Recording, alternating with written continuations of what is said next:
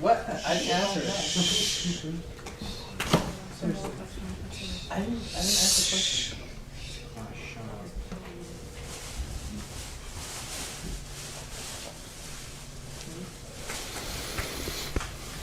When you say what's the problem, or why can't we, or what's wrong with, it sounds like you've already made up your mind. It's like, I already made up my mind that there's nothing wrong with it. So, what's wrong with it? See, it doesn't sound like a question anymore. Is there? So how are you supposed to ask? We're supposed to ask it, is it right or is it wrong? What's wrong means, I don't think there's anything wrong. So what do you want me to do? Convince you that it is? So if you say it's wrong, you want to know why it's wrong. Yeah. I have something about a question about school. Why are our hours so long? In every religious school, the hours are from like early in the morning to like late at night, all day. So you don't have a girlfriend.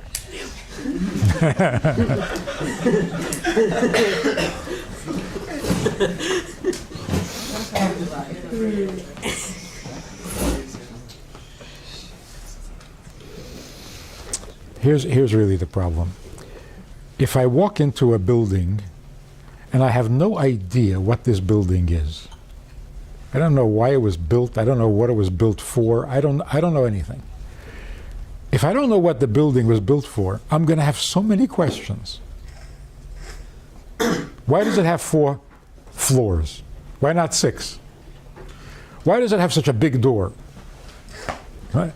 Why is this carpet? And everything is going to be a question because I have no idea what this building is. So nothing makes any sense. Nothing. Like that banging. I know what that is because there's a shoemaker, has a store right up there. He's making shoes or fixing shoes.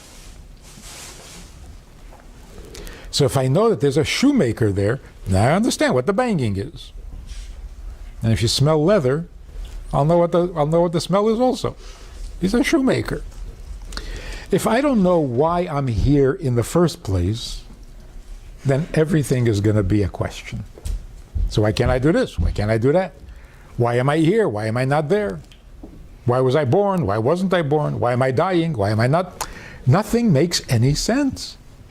And you have so many questions, you don't even know where to start. But why do you have so many questions? Because you don't know what the plan is. You don't know what the whole purpose is. Take a cute story. It's a mushel. There's a guy who is very proud American. And he decided that he wants to go to Washington to see, I mean, Washington, this is our capital. He was so proud of everything that he saw there. But a couple of blocks from the White House, he saw a strange looking house. It didn't look like an American house. And he hears the people who live in this house, they're not even talking English.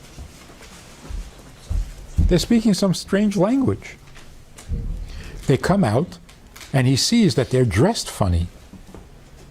They're not wearing American clothes.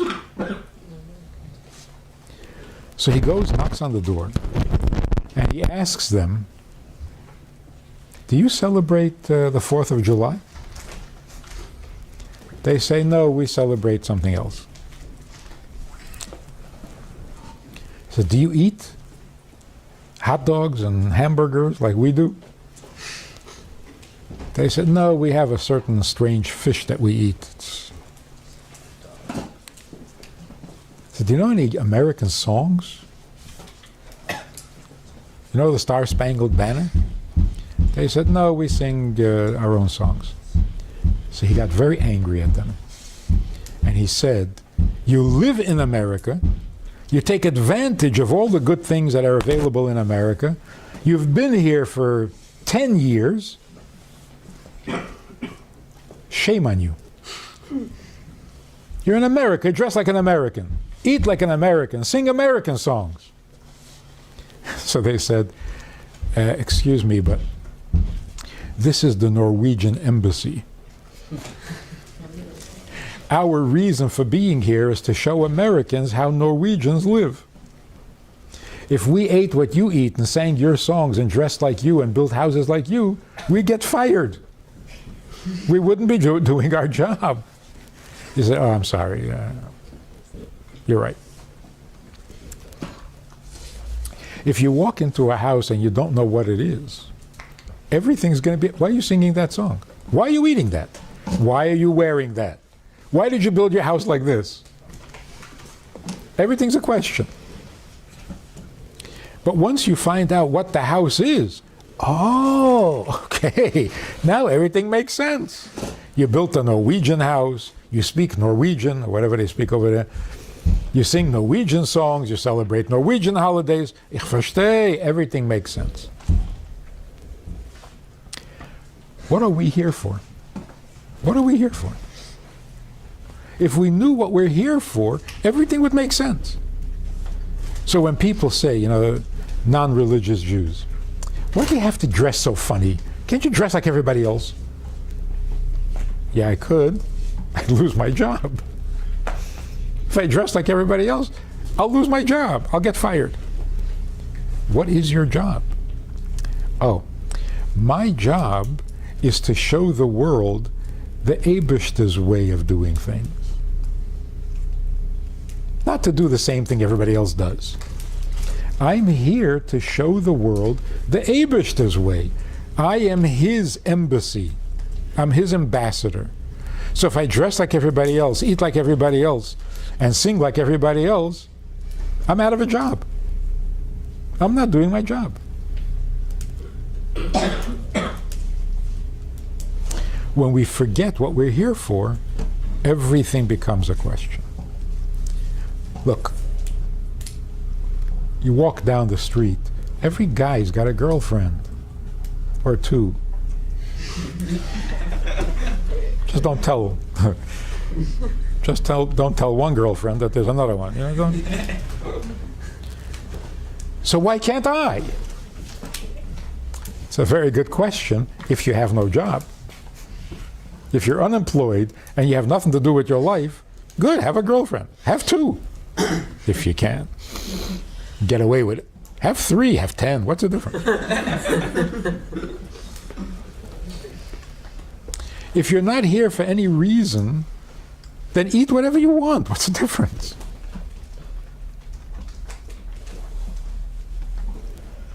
Non-Jews eat whatever they want. They're doing fine. Yeah, they don't have a job. They're not an embassy. They're not ambassadors. So they can do whatever they want.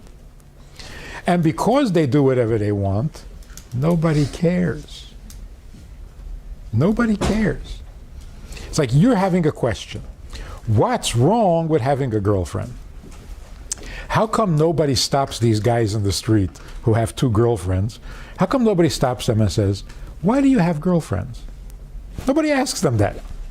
It's none of your business. It's obvious why. Yeah.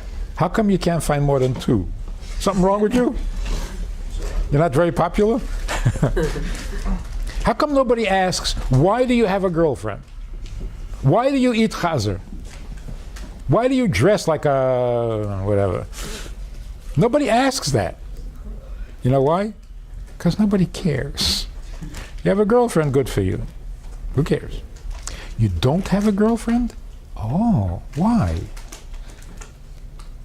Why are you not like everybody else? And the answer is, because I have a job.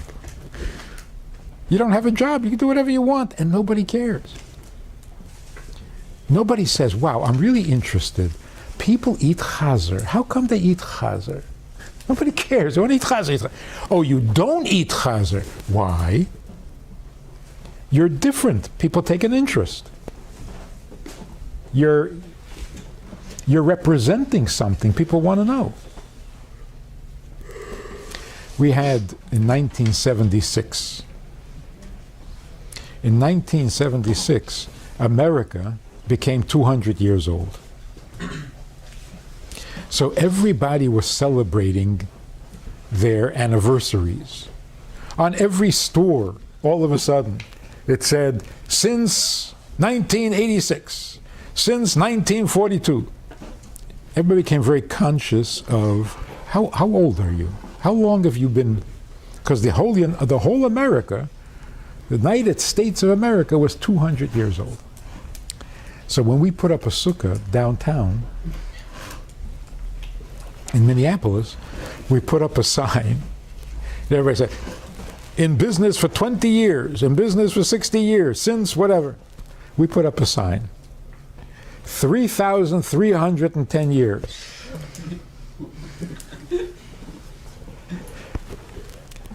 Every guy stopped, saw that sign, came into the sukkah. Like, what is this? So we had inside, we had the pasuk from the Chumash. We had the pasuk, "B'sukkah is teish v'shivas yamin." We said to the non-Jews, it's right in the Bible. The Bible says to do this. You should have seen their faces. They were so nispal. You've been doing this since the Bible? They were amazed. Jews who saw the sukkah crossed to the other side of the street and ran away. But every non-Jew came over like, what is this? What's 3,000 years old? You've been doing this for 3,000 years? It's right in the Bible? Like, wow. So if you don't do anything different, nobody notices you. You do something different, and you've been doing it for 3,000 years, everybody wants to know, wow, what's going on?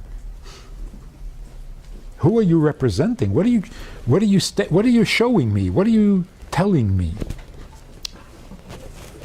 When you put up a sukkah, what are you telling people? You're telling people that there's an Eibishter who took us out of Mitzrayim, and we lived in a sukkah, and he told us to make a sukkah every year at this time of the year. It boggles people's mind. You're doing what God said to do? That's awesome. You've been doing it for 3,000 years? That's like ancient history. You've been around for 3,000 years? There have been Jews 3,000 years ago? Like, it blows their mind. Then you tell somebody, the sukkah is built a certain way. It has to have, and it has to be like this, it has to be like that. And it hasn't changed in 3,000 years? People just become bottle. I'll tell you this cute story. My son is a shliach in Alabama. Somebody came to him and said, this year, I'd like to put up my own sukkah.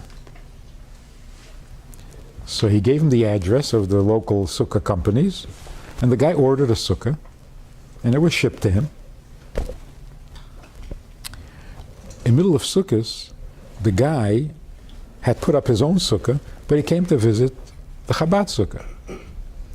He walks in, and he looks up, and there's the bamboo mat.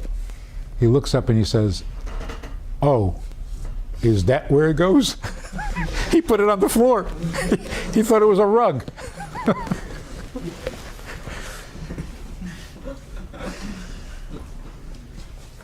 guess he can stand on his head. Yeah, but not everybody want to accept the fact that we're representing Hashem. I'm saying there's sometimes anti-Semites or Why does the anti-Semite hate us?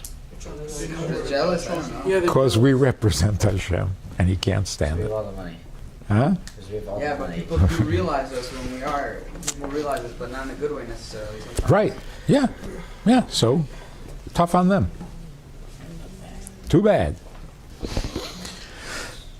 Yes, that's why they hate us. Not because we have all the money and we control the media. That too. they're jealous. We have God. That's what bothers them. Money they can make also. They can make movies too. Like Mel Gibson. But they can't take God from us, and that bothers them. That's what anti-Semites can't stand. So why do they try to get rid of us? They're really trying to get rid of God. They think if they kill Jews, God will go away. So they're really trying to kill That God. I could say tough. You can say, try. Kill God. So, let's go back to the original question. What's wrong with having a girlfriend? If you're not employed, if you don't represent the Eibishter, if you were not created for a reason and for a purpose, then gesundheit, have a girlfriend. Will anybody care? Nobody will care. Including the girlfriend. He won't care about you either. But if you do have a job, and you have a mission, and you represent something, and you're supposed to be changing the world for the good, where does a girlfriend fit in? Doesn't fit in. So where does a wife fit? Where does life fit in? A wife. A wife. Wife is part of the job. Yes. You're supposed to have a wife. A wife is a mitzvah. The first mitzvah in Torah. You're supposed to pass down your teachings to the next generation. Huh? Kids. You're supposed to pass down what you learn to the next generations. That's children. What about a wife? The wife is the one that gets. Right. You don't really want a wife. You just want to have children, and you can't do it yourself. So, yeah, bring a wife, we'll make some children. The other part was for that the wife is the second half. Get me a wife. I need some children. I don't buy that. You need to connect. Now, the mitzvah is besides the mitzvah of having children. The mitzvah is not prurevu. The mitzvah is v'hayu lebasar echad. Two people have to become one. That's a marriage. The way you begin to bring Hashem echad into the world is by making echad in your own life. When you become one with your wife, that's the beginning of holiness in your life. Then, from that holiness, you have children also. But with a girlfriend, you're not producing holiness. Because you don't become one with a girlfriend. Only with a wife you become one. But let's talk about that for a minute also. What is the whole idea? The Eibishter creates a man and a woman. What is that? He created a man. If you ask any guy, you're right. If you ask any guy in the street, what is your attraction to a woman? Why are men interested in women? What's the answer? Physical. Just the hormones. Physical. Hormones, physical, sex, fun, abuse, all sorts of good things. But it's not the correct answer. That's what the advertisers want you to believe, but it's not true. You don't need. Huh? You don't need it. Choose children. But maybe you could feel complete partner with in your life. girlfriend. The question is not why do you like sex? That's not the question. The question is, what is the man's attraction to a woman or a woman's attraction to a man? If you say sex, that's not the answer. You don't have to have a man and a woman. To have kids. To have that pleasure. You can have two men. You can have an animal. In other words, sex is not between a man and a woman. You can't have an animal. Others tried that. Spiritual connection.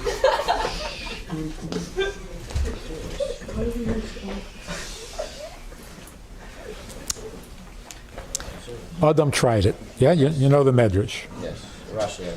Yeah. So what happened? Adam realized, this is serious. Adam realized you can have sex with an animal, Yeah. but it doesn't do anything for you because it's not about sex. It's forbidden. That makes it more fun. In other words, sex is not what a man needs a woman for, and it's not what a woman needs a man for. Because it doesn't have to be a man and a woman. So obviously there's something between a man and a woman other than sex that only a man and a woman can have. Actually, only a husband and a wife can have. Now, Same personality. so the Torah tells us, and by the way, no psychologist, no therapist, no psychoanalyst, they have no idea. If you ask them what is the attraction of a man to a woman, ask the scientists, they come up with the most ridiculous, they don't know. They don't know. Torah tells us what the answer is. Right in the beginning, Adam was created male and female. Yes? And Chava on his back. Where someplace, on the side, up, and right. Then the Eibishter put him to sleep and separated the male from the female, and they became two people. Why do we need to know that? Why do you separate them? Why do we need to know that? Because all the wanted that guy. Because I don't know. Easier. Huh? He was lonely or something. Yeah, but why do we have to know that he was first together and then got separated? To show us what our feelings are for a woman. Nothing. The Torah is telling us it is not natural to be a man, and it is not natural to be a woman. Naturally, you're supposed to be both. Being only a man or only a woman, that's not the way we were created. So the way Adam was created, that's the right way. Everybody thinks, oh, the Eibishter created them together in one person and it doesn't work, so he had to fix it. He had made an operation to fix it. It's like Siamese twins, you got to cut them apart. You know? It's the opposite. The way he was created, that's perfect. Because male without female, it's like chesed without gvura. It's lopsided. A woman without a man is gvura without chesed. It's lopsided. It's not supposed to be that way. So when the Eibishter separated the male and the female, that was an artificial separation. Immediately after separating, the Eibishter said, get married and become one. I can imagine they must have thought, we just were one. What is this? We were one, you separate us, now you tell us to become one? So what is the idea? That's the whole story of the world. In the beginning there was only an Eibishter and everything was one. Then the Eibishter made a tzimtzum and he created our Atzilus and he created Bria and he created a world and he tells us, become one. Go back, make everything back into one. So, but it was one. Why didn't you just leave it that way? Because we didn't make it one. The Eibishter wants it to come from us. We should make it one. So he separates Adam into male and female, and then says, you become one. So in one sentence, like, what's the attraction? So what is the attraction of a man to a woman? A man feels incomplete. I'm not a full person. And a woman feels, I'm not a full person. What would solve that feeling? When will you feel like a whole person? If you become one with a woman. And when a woman becomes one with a man. With a girlfriend, that doesn't happen. You don't become one. You want what you want, she wants what she wants.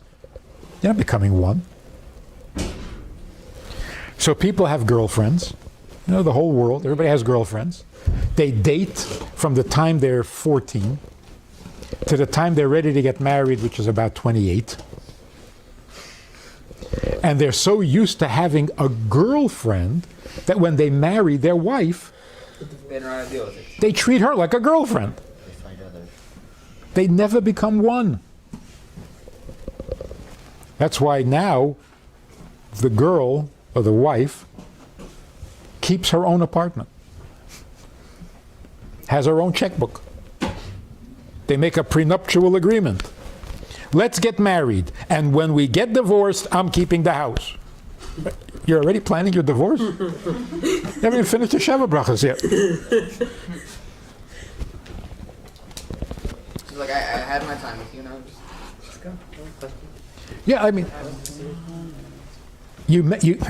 these guys, they married their wife, and a year goes by, and they're thinking, I've never had a girlfriend for a whole year. This one is hanging around too long. I don't know how to keep a relationship going for more than a year. Every girlfriend was like 8 months, 9 months, enough. This one just doesn't want to go away.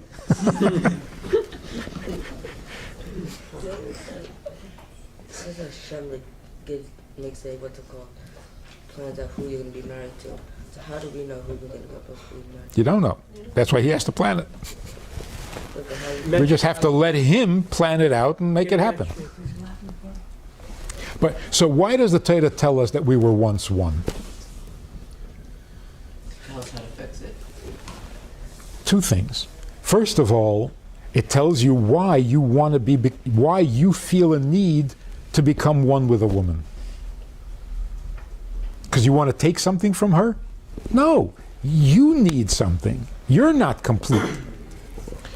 Secondly, if the Eibishter simply said, marry a woman and become one, you would say, can't become one.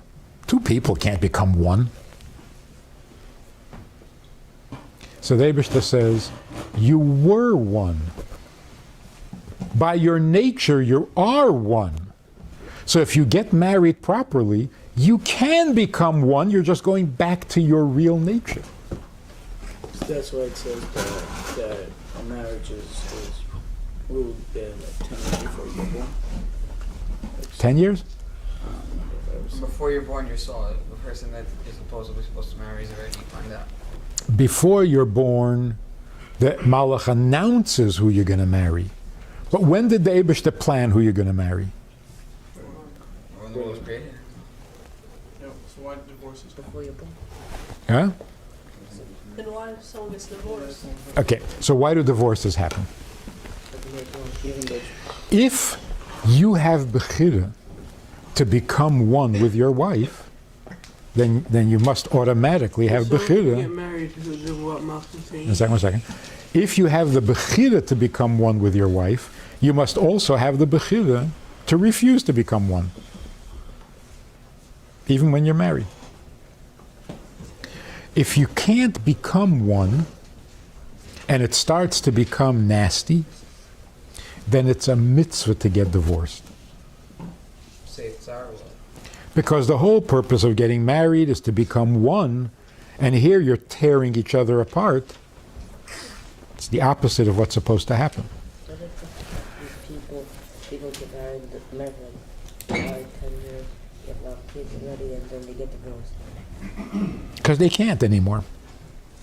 So they've been living so happily, so then also Well, maybe not so happily. Just practical. All right, so here's the point. A divorce is like an amputation. When you get married, you become attached. A divorce means you're cutting away your arm. It's exactly what happened to Adam when the Eibishter separated the male from the female. That's why divorce is such a tragedy. It's not like, oh, we were friends, we're not friends anymore. No. This became your arm, and now you're cutting it off. But what if the arm becomes poisoned? Should you cut it off? What if a person says, I have a poisoned arm, but it's my arm. I don't want to cut it off. You have no choice. You have to. You're mechuyev. According to Torah, you must cut it off because it's killing you. So when a person says, the marriage is bad, we're destroying each other, but I want to stay. No. You can't. So divorce is not an option. You feel like getting divorced? Okay. You don't feel like getting? No. When it comes to the point of a divorce, you have no option. You must. So why when you, like, right before you get divorced, they ask you, are you sure? Yeah, you have to be sure. But when you're sure, then you got to do it. So what does that mean? The woman you divorce was your wife or not? Was, yeah. Actually, no. Doesn't Did you marry her by mistake? She was never meant to be your wife? My mistake, actually. No, never meant. If you divorce, You're divorcing the person you're supposed to be one with.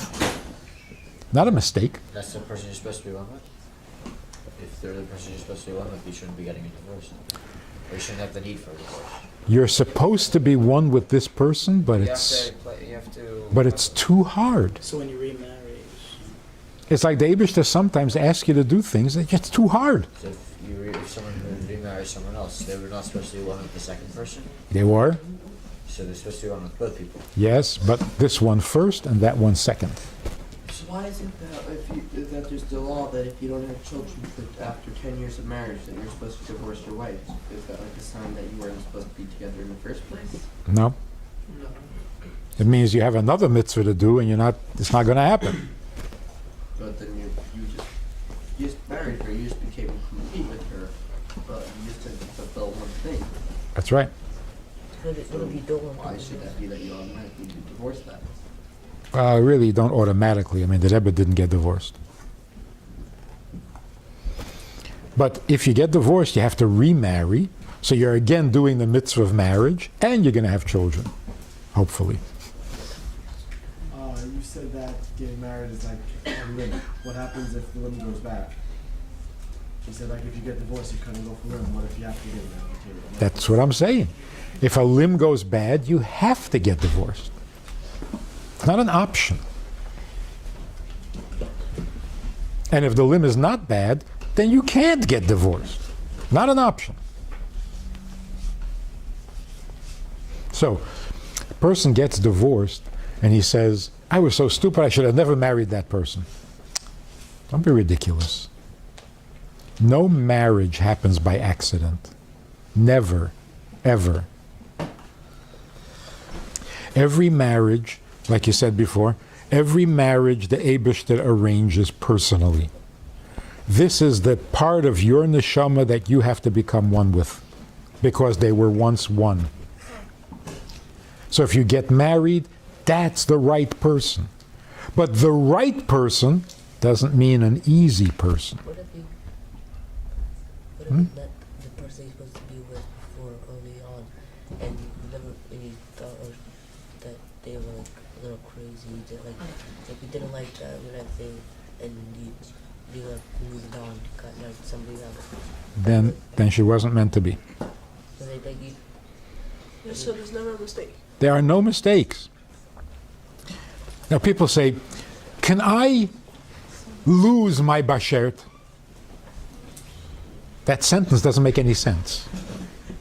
Can I lose the person I'm definitely going to marry? Well, if you're definitely going to marry, then you can't lose it. If you can lose it, then you're not definitely marrying.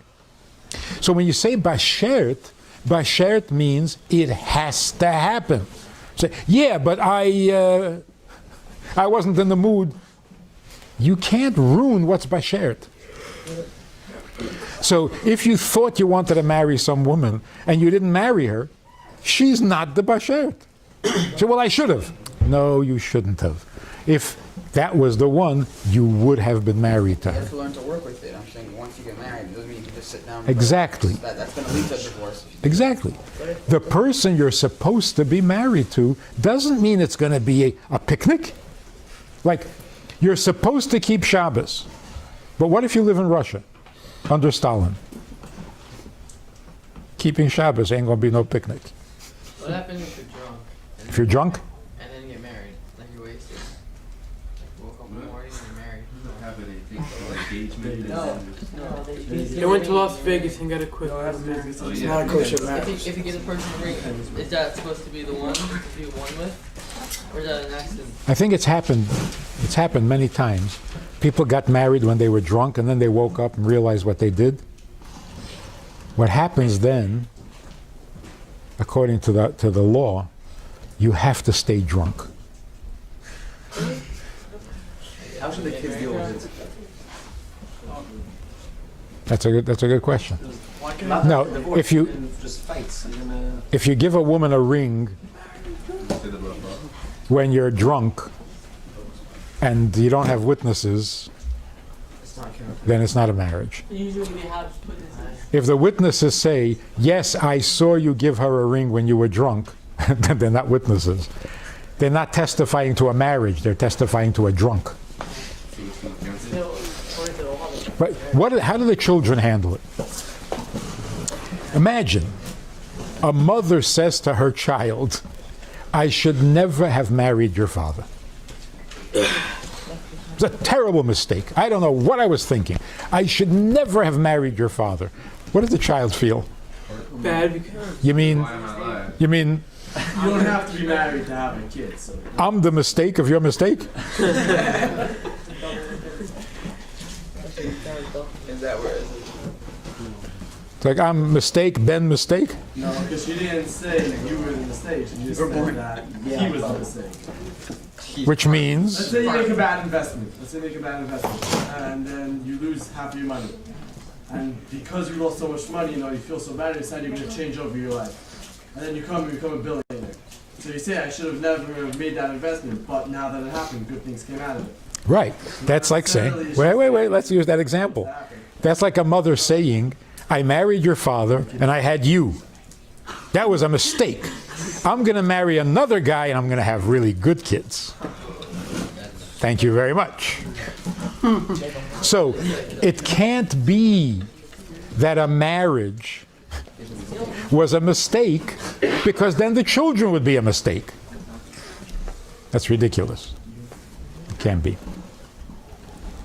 Actually, I was once speaking someplace and I was introduced, before I spoke, I was introduced at that time, it was many years ago, we had 11 children. So the guy introduces me, says, Rabbi Friedman is the father of 11 children and whatever. Anyway, I spoke for over an hour, probably something very profound and important.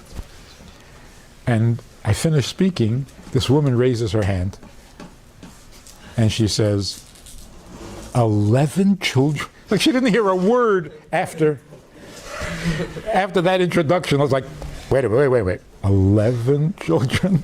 That's all she was thinking the whole hour. She says, you have 11 children? I said, yes. With a very straight face. She was very serious. She said, do you know that some people don't have any children? Yeah, and I thought, oh my God, how can I be so selfish?